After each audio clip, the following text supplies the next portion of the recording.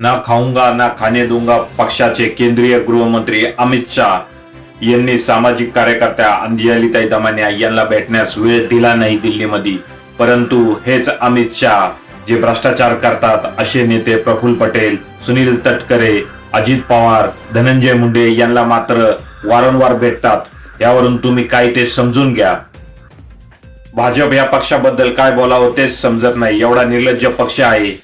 जे लोक भ्रष्टाचारी आहेत, अर्थातच धनंजय मुंडे यांचं उदाहरण घ्या, ज्यांनी असंख्य भ्रष्टाचार केले आहेत. बीड जिल्हा बँक डुबवली आहे. त्यानंतर बंदूकराज त्यांनी बीडमध्ये आणल्याचा त्यांच्यावर आरोप आहे. महाजनको मधून राग चोरल्याचा त्यांच्यावर आरोप आहे. अवादा कंपनीकडून खंडणी मागण्याचा त्यांच्यावर आरोप आहे. कृषी घोटाळ्याचा आरोप आहे. दहशत, बंदूकराज, गुंडाराज केल्याचाही आरोप त्यांच्यावर आहेत.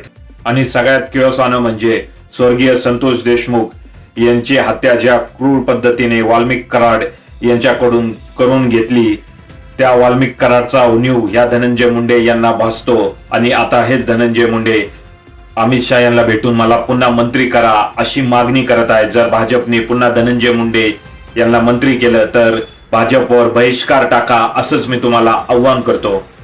जर फडणवीस यांनी हे होऊन दिलं तर ह्या जन्मी मी त्यांना माफ करणार नाही. आणि तुम्हीही येणाऱ्या निवडणुकीमध्ये जर असं झालं तर फडणवीस यांना चांगला धडा शिकवा असंच मी तुम्हाला या निमित्ताने आव्हान करतो.